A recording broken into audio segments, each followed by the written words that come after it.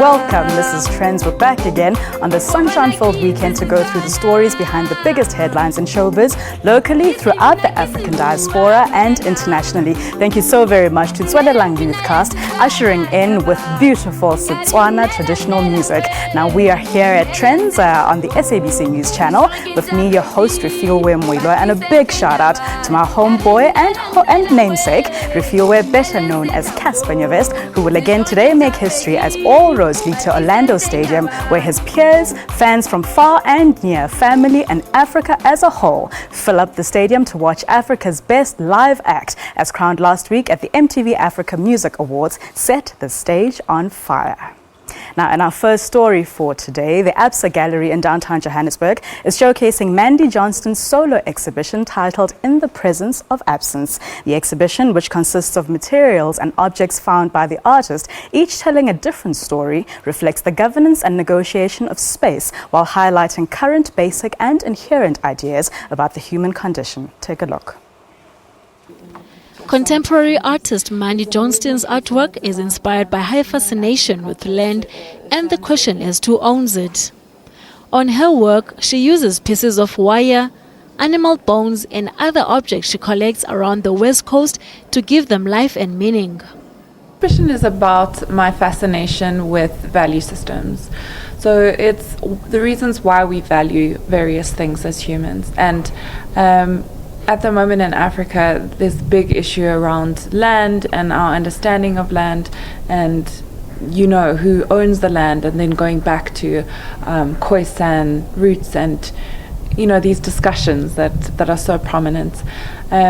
So what I was looking at is a very specific area where a mining company have pulled out of an area and they've given the land back to the people. And it almost, when you're there, feels like the land has somehow been devalued. But of course it's not devalued, it depends on whose eyes you're looking through. So I use the fence as a motif.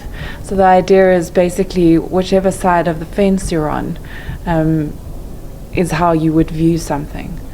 Johnston seeks to reflect on the power of space while still highlighting current social issues, basic and natural ideas about the human formation. She says the title of the exhibition came about through her personal observations of the world around her. The title is a personal observation that I've had. So it's like when you walk into a room and you see a coffee stain and it reminds you of the previous night where you had coffee with a good friend. Or like you walk into a room and you see your grandfather's slippers and he's passed away and you have that real feeling of absence. It's like the absence is more present. So I took that and I've lived with it for a few years, and then I wanted to make it a more appropriate to on a social level and speak about a societal problem or something in society that I observe. And I visit the West Coast very often. So the West Coast just struck me as such an amazing environment to be able to speak about the presence of absence. Made of a piece of metal depicting a person, this is Johnston's favorite piece, and it is titled Waiting Room. In her work, Johnston says she likes to involve the viewers so they can make their own conclusions as to what a specific project is all about. And this exhibit, titled Salt, is one amongst many where she poses a question on the viewer whether this is real or it is created using projections. This is Johnston's third solo exhibition, and it was packed away at the Absa Gallery yesterday to make way for the next one. Congratulations to Mandy. And now take a look at this upcoming trailer about a film festival set to inspire young filmmakers in South Africa and Soweto and everywhere else in the world. I never really thought of it as like something that's like a skill or something that can translate into a profession, but that's kind of what I do. I kind of look at all the little moments that define life and just kind of really hone in on those experiences and, you know, and make the small details of people's lives kind of big.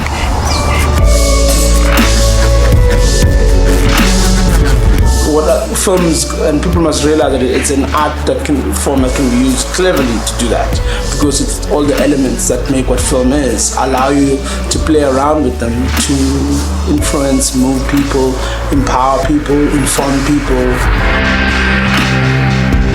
If you are passionate about telling the story of where you live, who you think you are, what your community is about, and what your dreams are, you've got some of the most sort of key factors ready for you to begin, and then you begin to create, you know.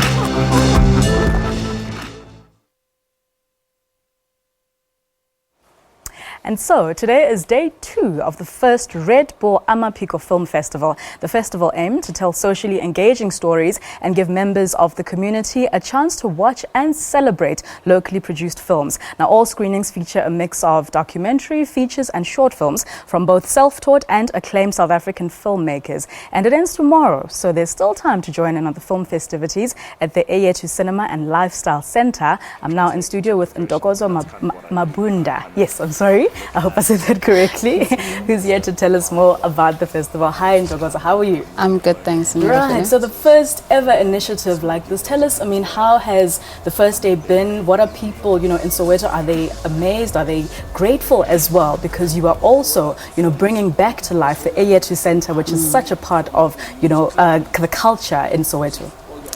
The first response, I think a lot of people have been asking why bring a film festival to Soweto. Why not? Eyetu Cinema is a very iconic place in Soweto. It was the first cinema actually in Soweto, and it had to close down because there were bigger box houses that opened up. Right. And everybody started going there. Yeah.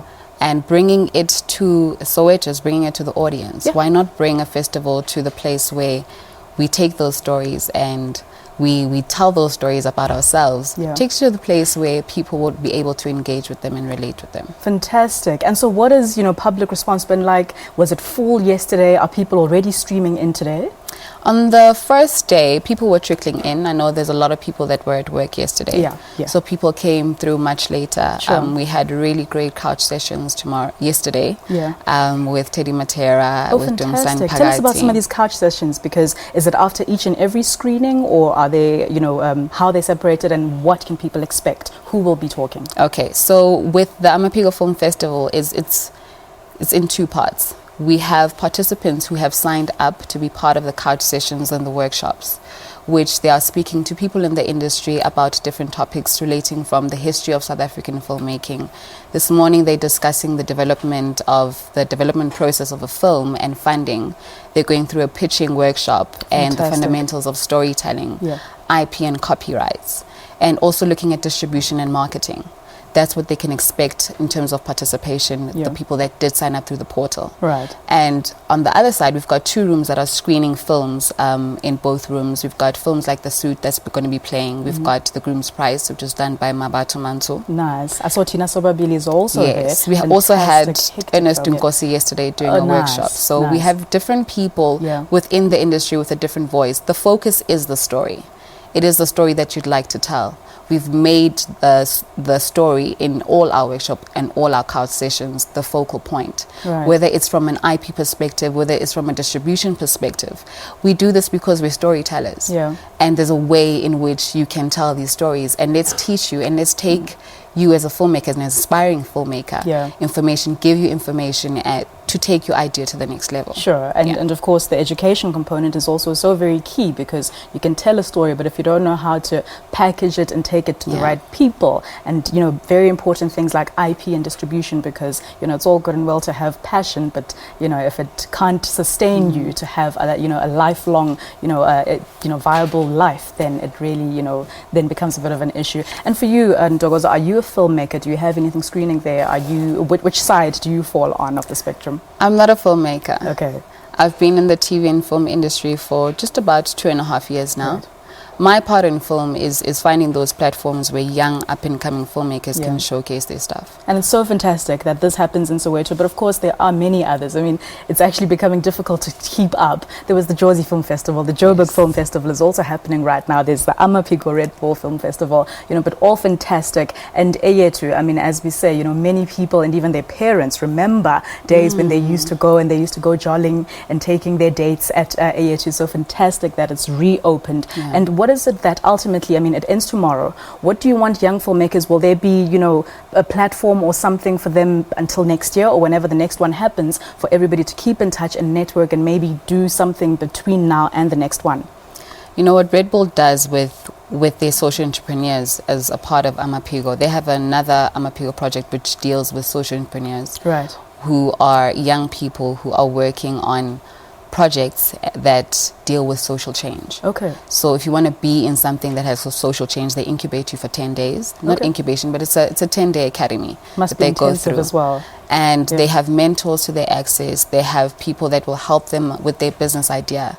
But most of those social entrepreneurs deal with things like making pads for the community. Okay. With filmmakers, there's no ways, I don't think we'll stop communication with them. Of course. We will definitely keep in contact with them until the next one. And hopefully we'll be inside the cinema. Yeah. But what I'd like them to take away from it is some skill and some knowledge and different perspective to what they had. Yeah. Being in the creative industry is not easy. It isn't. And knowledge is power, but not unless you use it. So Wisely. from what they take from our couch sessions and our workshops, we'd like them to take that knowledge and actually use it and apply it to some of the work that they have. Ntokozo Mabunda, thank you so very much for coming Thank you through, so and much congratulations to this initiative and the rest of the Red Bull Amaphiko team. Fantastic work that you're doing. Thank you very much. Thank you.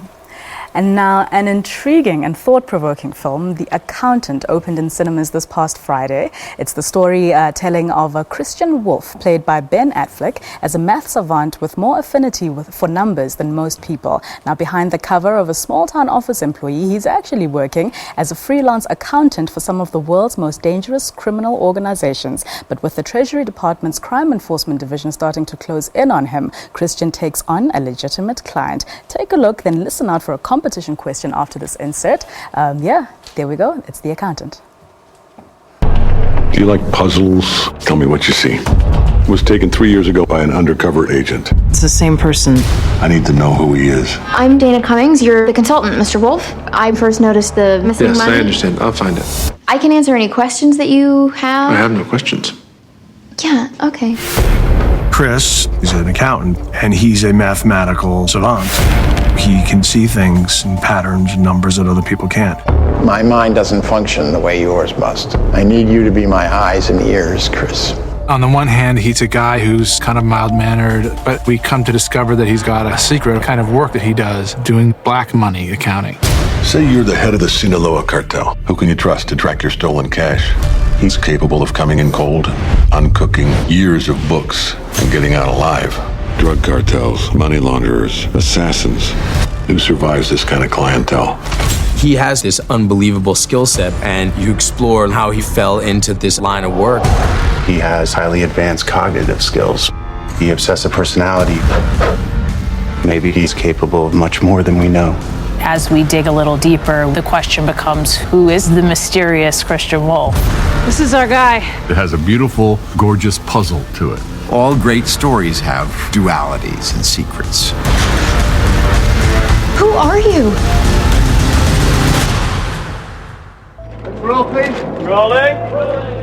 It's been interesting working with Ben in this character because he can barely look at me in some scenes because his character is so uncomfortable. But Ben finds a way to make his character so charming. This character is totally different from anything I've done before, and this was one that kind of fused both playing leading man protagonist with a real character part. I have difficulty socializing with other people, even though I want to. It sort of speaks to how we're multifaceted, and even with Chris, we find out that he's capable of so many things. I wanted to tackle the subject matter, celebrate someone who's just different, and it was important that we got it right. It just feels good to be able to work with people that are intrigued by the story and the character, and when I cast anybody, I try to find the best people at what they do for the right roles. My dad was an accountant. He had the whole shtick, the dorky pocket protector. I have a pocket protector.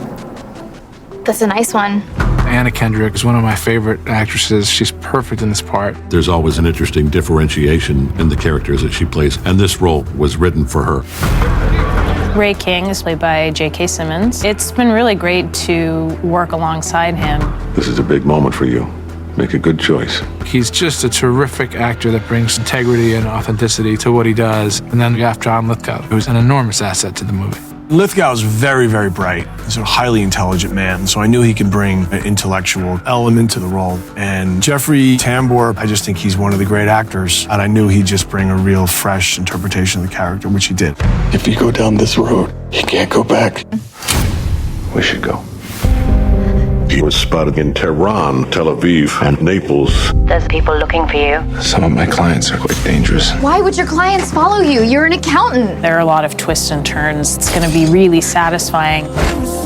If their secrets get too big, killing you may be the cost of doing business.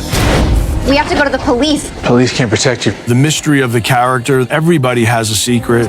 I think people are in for something special and fun when they see the movie. I'm really, really proud of it.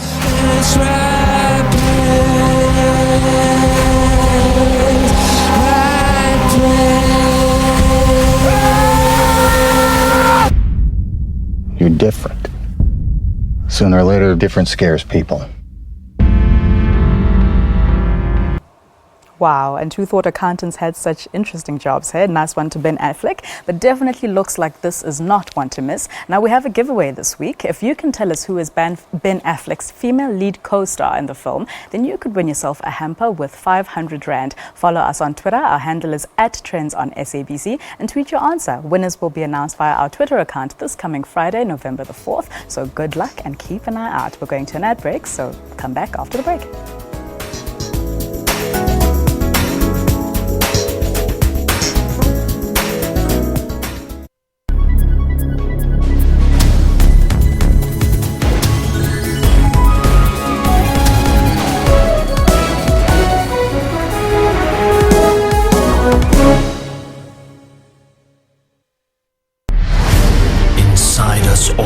Lurks greatness, bravery, guts, determination.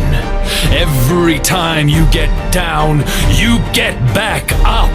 You take us all forward. You raise the bar. And we salute you, party comrade, with a Heineken Cool Can and Strongbow Apple Cider 6-pack combo for just 100 Rand from Tops at Spa. Resumed U.S. drone strike in the south of the country has killed 3 Al-Qaeda suspects. Death toll in Yemen's 18-month-old civil war now stands at about 10,000. People get killed or die and are actually buried before they're recorded, and we don't have a way of recording that, but we know the numbers are much higher. Water restrictions are to be imposed on villages in and around the Nkomazi municipality. Pumps can't pump the water because there's no water in a river, and if the water is coming back, then it's full of mud. Those who can pray and those who can do any miracle to make sure that we've got enough rain, give it a try.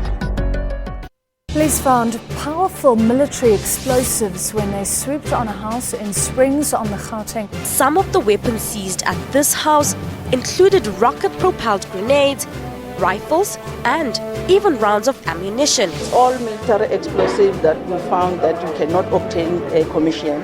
The weapons found at the house not only had the potential to cause major damage to property, but they also put many lives at risk. I could have lost any one of my family members, or most of my family members.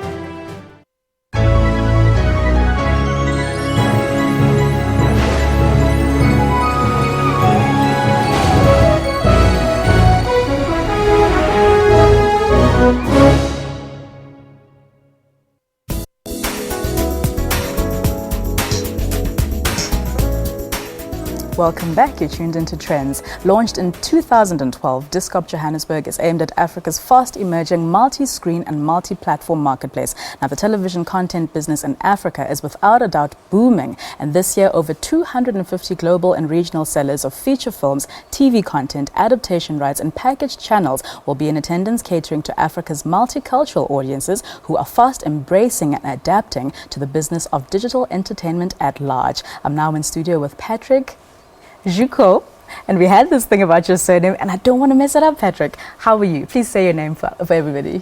Patrick Zurovitsky, and I'm fine, and thank you very much. And I would have said Zurovitsky. Yeah, that's perfect. All right, Patrick, thank you so very much for coming through to studio. And let's talk about DISCOP. I mean, it's the 5th year. I was saying now the program is absolutely amazing. For every single person who's in the television and film industry, there's something for everybody, and all crammed into 3 days. Let's talk through the program.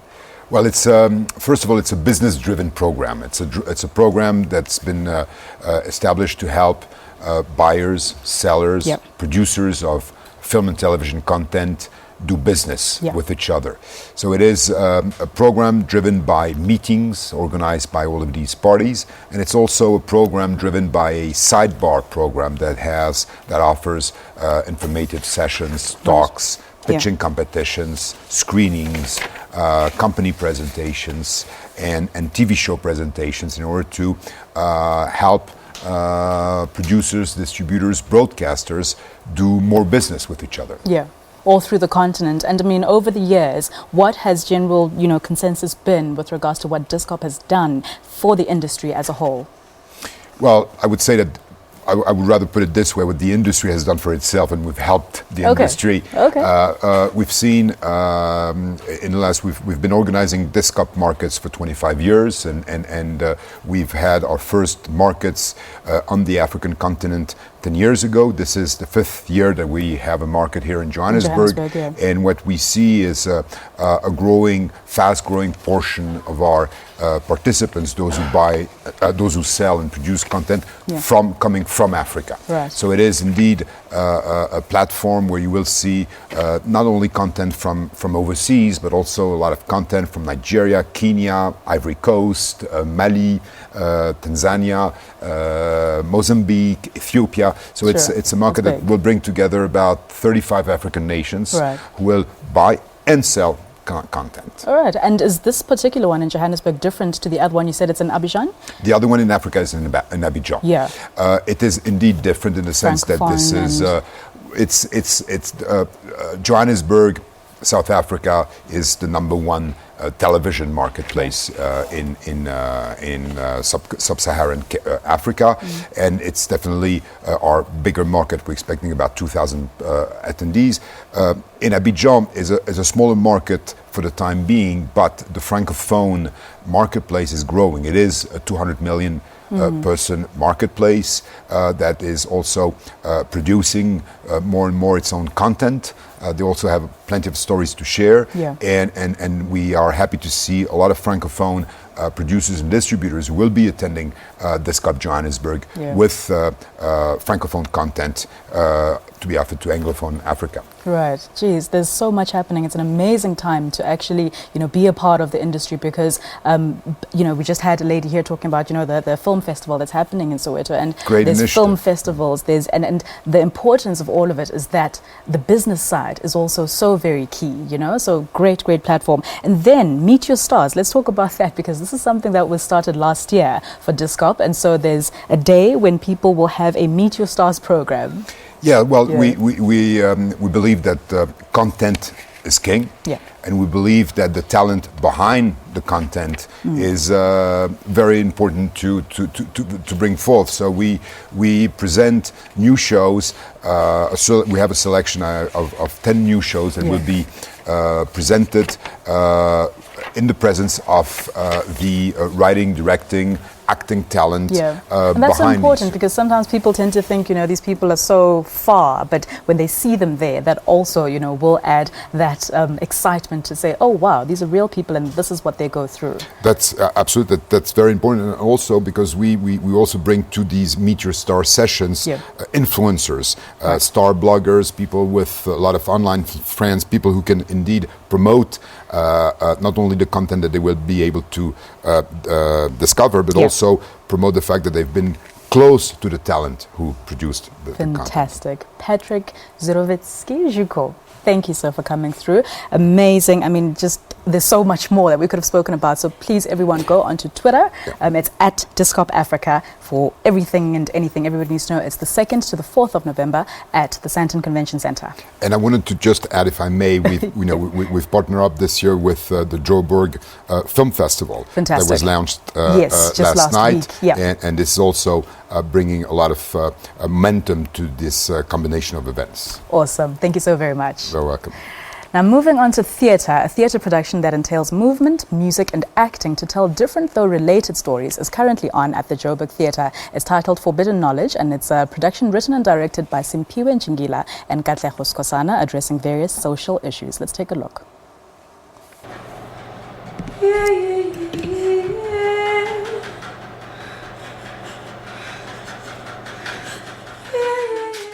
A thought-provoking production addressing social issues such as violence and xenophobia.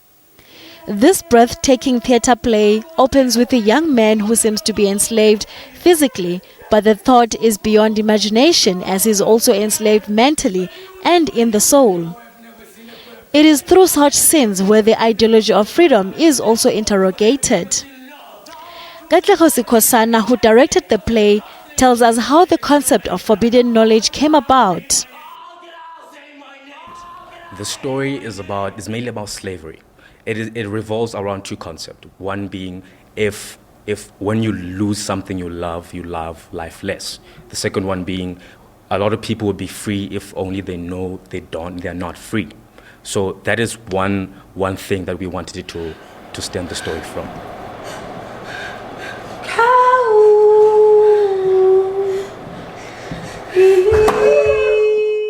The play captures moments which have great significance to the revolution of human race from birth till death and the darkness the soul of a human being goes through. The journey is shown through the art of movement, acting and singing. For Simphiwe Njingila, who also wrote this theatre production, bringing the play to life was personal, as some of the ideologies highlighted are based on his personal experiences. It's very personal, so I'm very sensitive when it comes to my own work, And because it's my own pain and my expression is my oil, working in this production was like a phenomenon. And the only way to express my pain is through writing and performance. And so I feel like my craft is a form of therapy. And through telling my pain, I come back and become a therapist to someone else who comes and watches the show in the first place. I don't know what you're fighting for anymore. I feel empty again. They say time will heal all wounds. The aim of the production is to incite thought, invite the audience to resonate and self-reflect with the stories through passionate body movements. The cast showcases different and various human stories like life, death, birth, struggle, rape, and the suffering that women often go through when impregnated through rape. The production will draw the curtain at the Joburg Theatre next week on Saturday. He's set. Nothing deprives his set. God knows I told him to stop. I told him to stop, but he couldn't. Nice one. Now, DreamWorks Animation is doing it again with their feature Trolls. Now, it's an irreverent comedy extravaganza with incredible music from the genius creators of movies like Shrek. Trolls stars Anna Kendrick and Justin Timberlake. It's definitely one to watch and fun entertainment for the entire family to watch. Do you have to sing? I always sing when I'm in a good mood. Do you have to be in a good mood? Why wouldn't I be? By this time tomorrow, I'll be with all my friends. This October, enter a colourful, wondrous world populated by hilariously unforgettable characters and discover the story of the overly optimistic trolls, with a constant song on their lips and the comically pessimistic Bergens who are only happy when they have trolls in their stomach. The film features original music from Justin Timberlake, who also stars in the film as the very paranoid, highly negative and super gloomy troll Branch. It's kind of amazing to, work on all the music for a film, but also especially one that you're playing a lead character in, that's also an animated film, because animated films are, they just never miss. They're just always great. My character Branch is sort of the one troll that's maybe a little pessimistic. Maybe he thinks he's being a realist, but he keeps saying to everyone, you guys have to stop singing and dancing so loud. You're going to attract the Bergens, and he ends up being right. There's no Bergen, is there? You just said that so I'd stop talking. Anna Kendrick, who's a movie star that can sing superbly, already known for her vocal talents in Into the Woods and Pitch Perfect, plays Poppy, the over-positive, highly excitable and super enthusiastic troll princess that enjoys loud parties, dancing, singing, hugging and scrapbooking. The trolls sing a lot, arguably too much for some people's taste. Justin Timberlake, who voices Branch, does not appreciate how often the trolls sing. And we're doing a lot of 70s covers and mixed with some new compositions and some music written by Justin Timberlake. And it is through song that they sort of explain their world philosophy at the end of the movie.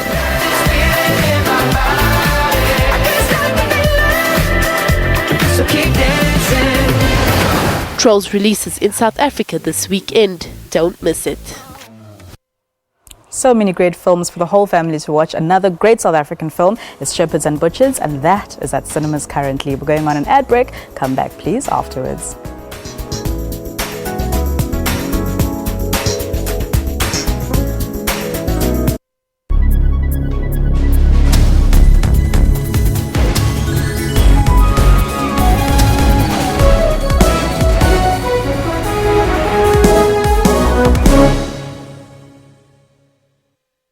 Information-hungry viewers stay with SABC News, as issues on the West are different from issues on the East or here in Johannesburg. So it is not surprising that people who follow the news know that there are two things for sure: that anything can happen, and SABC News will tell you when it does.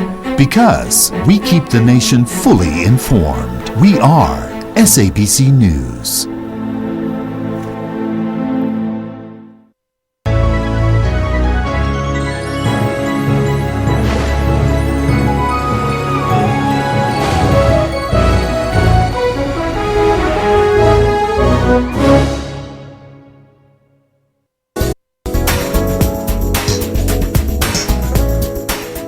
Welcome back. You're still watching Trendz. Actor Vuyo Dabula, another homeboy of mine, was crowned GQ Best Dressed Man of the Year, and he scooped the award at a glittering ceremony held at Fine Living in Sandton this week.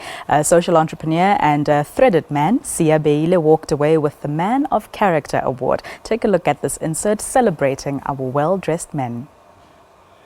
It all started with 50 of the country's most stylish men competing for the most prestigious sought-after men's fashion award, the GQ Best Dressed. The number was narrowed down to 10. This prestigious award has seen the crowning of trend-setting gentlemen such as Mikasa's J Something and the Creative Council's Gil Ovid.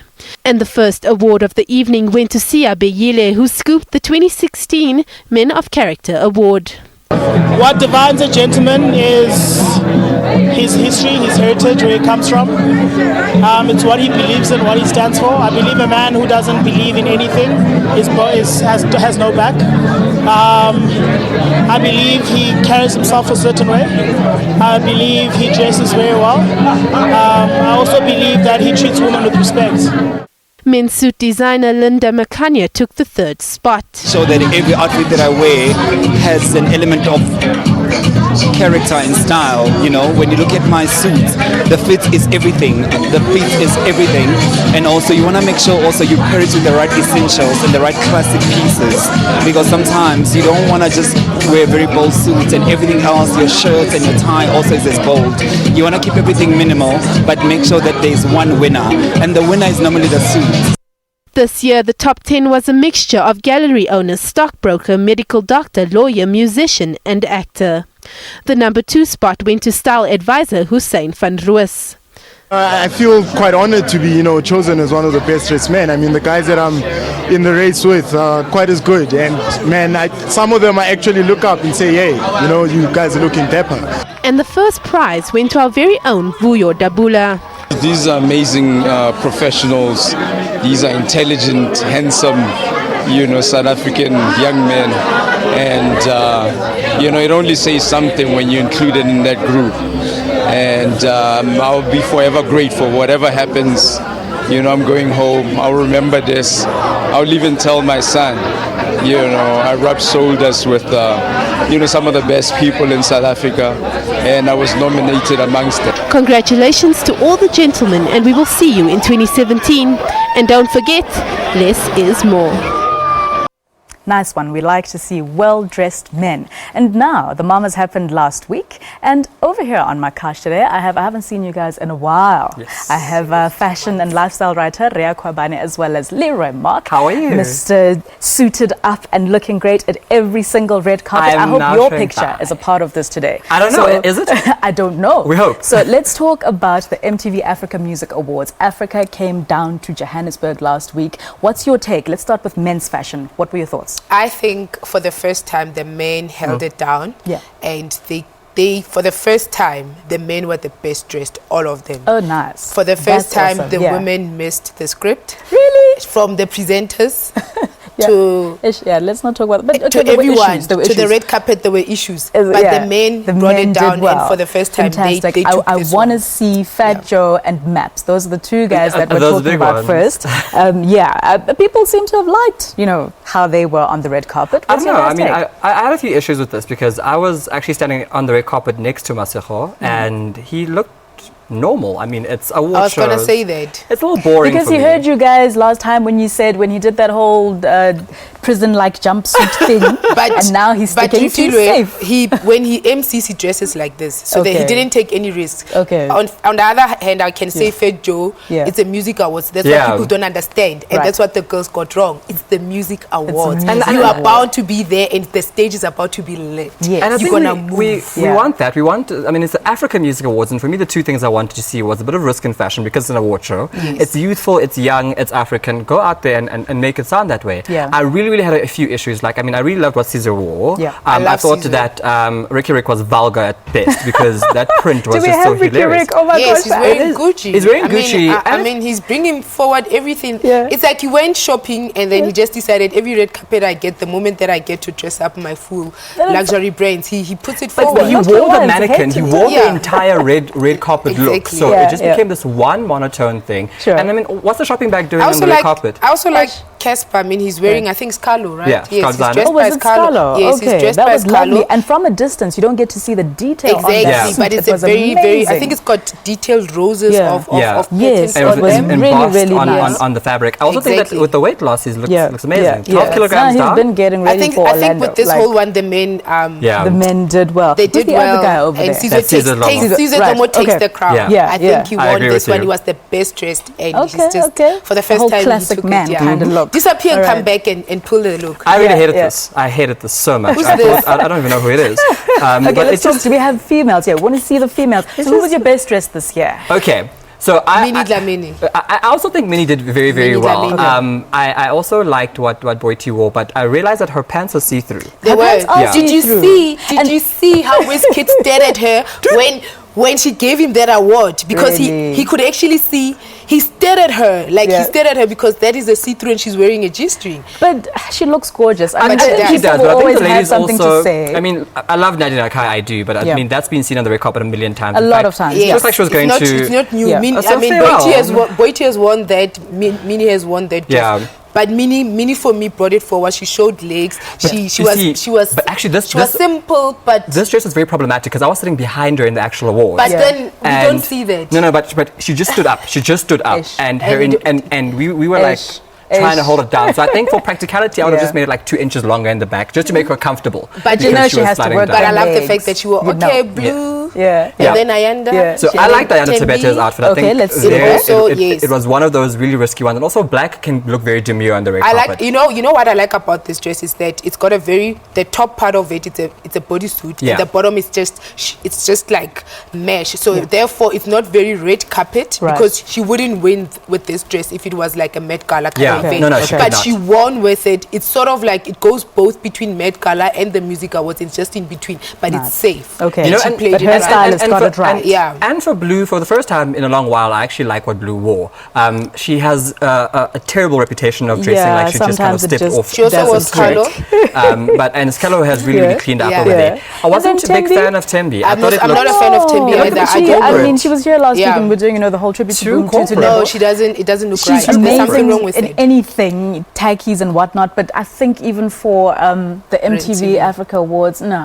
This would have been beautiful had she been going to like the opening of Parliament, something more formal. This was an award show that should have just...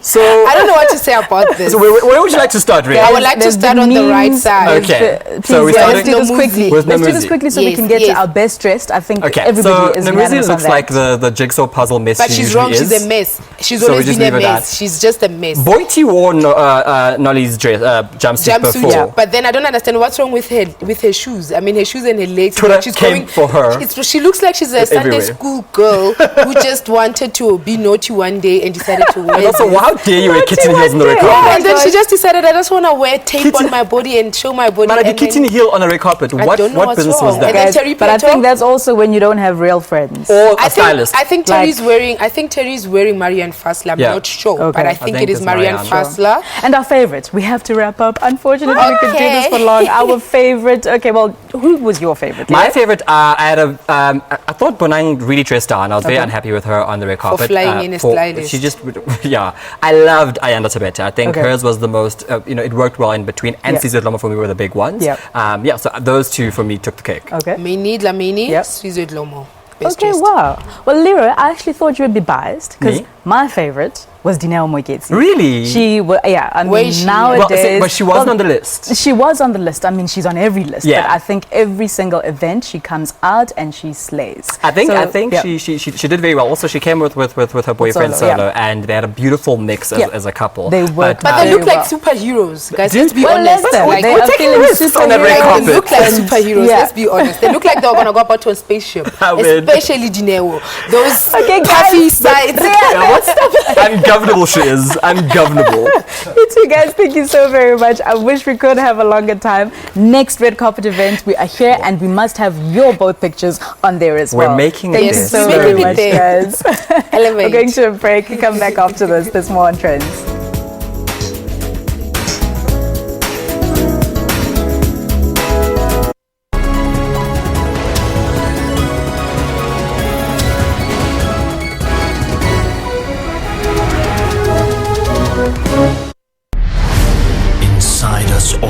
lurks greatness, bravery, guts, determination. Every time you get down, you get back up.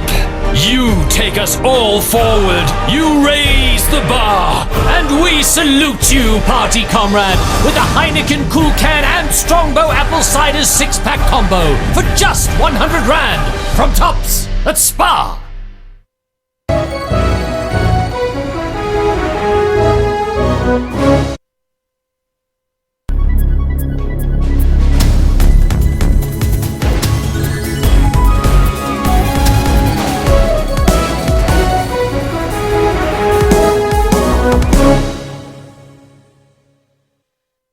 Girls crossing our borders often find themselves alone in the big city of Johannesburg. I came here when my pregnancy was 6 months. Like many other girls from Zimbabwe, Abigail found her way here to the Central Methodist Church. My friend who was raped, who was forced to have sex at the church. I insisted that this needed to be handled with the police. I think you don't have rights. You do what you don't want to do and you'll be forced. Any refugee in a strange country is vulnerable to forms of abuse and manipulation. I don't have any option. I can just continue to put the guys so that I can take care of my baby.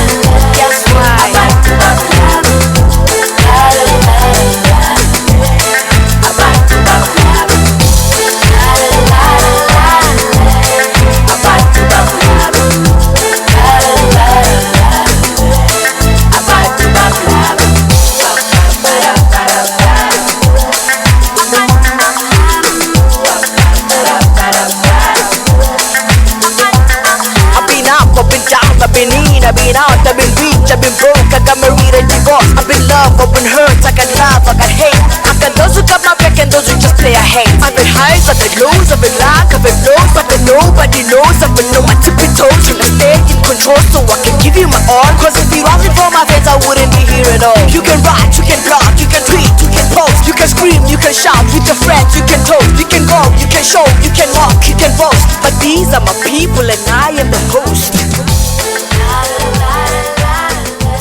And well, that was Mshoza. She's back with another hit track called Abantu Bami. And of course, Kwaito is definitely not a dying genre, as some like to think. You know, the music industry did so much, the music genre rather, did so much for the South African music scene, where hit after hit in the 90s came out on our TVs and radios, and many of us still reminisce and love the music till today. Now, it's been somewhat adopted, being fused into many hip-hop songs of today, so then it's only fitting that a few Kwaito legends, the guys who were here when it all began, are still producing and releasing great music. I'm now joined by Mshoza, who just performed for us. Thank you so very much. And also, I've got members of Alaska in studio to tell us about the second annual 100% Pure Kwaito event taking place next Saturday, the 5th of November, in Garangua at Taliban. Welcome to the show, guys. Yeah. Alaska. Oh my gosh. Guys, my gosh. Welcome to the show. Mshoza, hi. Mar, where have you been? Been around, man. Been waiting for this time, for the right time for music. Yeah. Fantastic. Abantu Bami, tell us about, who did you work with, Mshoza? Who was the producer for that? Oh, this particular track, the producer was Squire, who is also a Kwaito producer. But the whole album is called Abantu Bami. It's a Kwaito mixture of a bit of hip-hop, because actually, you know, Kwaito is a creator of hip-hop in South Africa, so we actually created that kind of hip-hop. So it's a mixture of Kwaito and hip-hop. I'm working with a lot of artists, Kwaito and hip-hop artists as well, and a few house DJs like DJ Clock worked on a track, Black Coffee worked on one track, Professor worked on one track. Nice. It's a Kwaito album. As a queen of Kwaito, you know, proudly Kwaito artist. Let's show these other youngsters what you were doing and what you've been doing all along. Just to teach them, you know, but you know what, this is what you must, this is how it's done, right? You know, longevity in the industry. Picket. But guys, I said, why didn't you come with the overalls? When you guys were performing, I was still young, and so I don't know your names, as I said, when you came into the studio, but I know the overalls, Lady Sporty, that Alaska. I know you guys. Yeah, there's a thing, it's right. That's when you come with overalls. Okay. So basically, those overalls are for performance. Right. I know, I hear you. Yeah. Welcome to the studio, guys. Tell us, what has Alaska been cooking up in studio over the past few years? Alaska, since we've the last single to Saikipa is Wimbere. It's 3 years back. So now we're busy in studio. We're cooking the album, but it's gonna come out next year. Okay. We have a single that is gonna come out probably by next week. Will be on radios. So yeah, the single is produced by Piquet.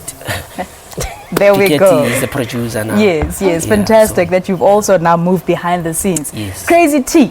Yeah. But you look so calm. Like you don't even look like someone who would have the name Crazy I'm the shy guy. You're the shy guy. Yeah. But on stage, I'm sure that super alter ego comes out. To entertain people. Right. Yeah. Guys, what do you think of music now? I mean, and we're having so many things, whether it's festivals, whether it's awards. There's Cassper Nyovest who's doing great things. And you know, the great thing is that the entire music fraternity are coming out to support him.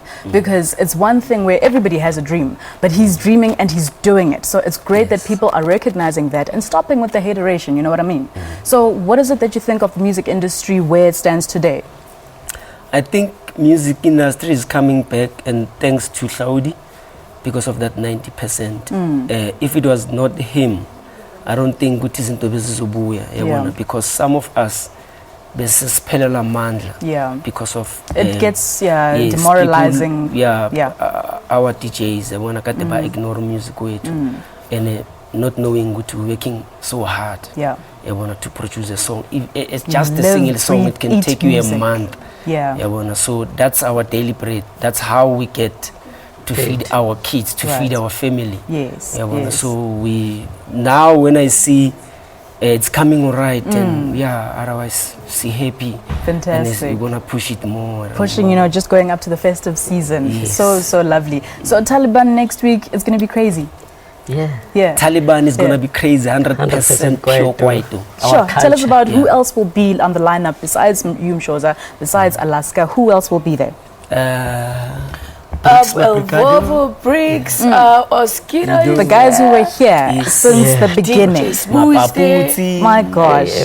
All the crazy guys. Jokes, Chakarumba. Jeez. Okay, this is going to be an amazing trip back into the future. Yes. Could I say that?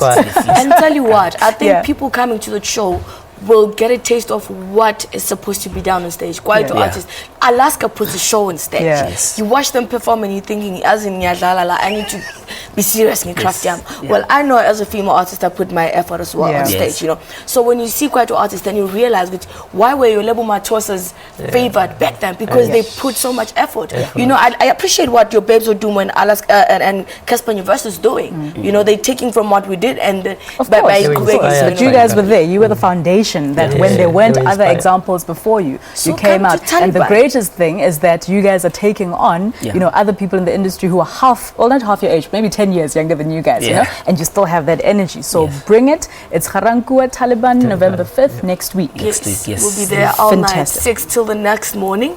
I see in Dao Shalala Kona. And all the Kwaito artists will be there. We're having fun. And I'm happy to see those guys today. You know why they look so hot still? After Kita, how old they are. They don't drink, they don't smoke, these guys. Really? So never think that's great because, and that's where you perform. You're performing for people who, you know, would think that everybody is just consuming and, you know, intoxicating your bodies. But it is important. I can see everybody, you know, is taking care of yourselves. And you know that, you know, your body is your instrument that will get you to your next years and albums and. Exactly. Right. Thank you so very much, guys. And everybody must go onto social media and check out your handles so that they can know what's happening next week. Thank you so very much. We have come to the end of the show. There's been a lot going on and we're about to have Tswelelang, who opened the show for us, playing us out. Enjoy your weekends, everybody. Join me again next week.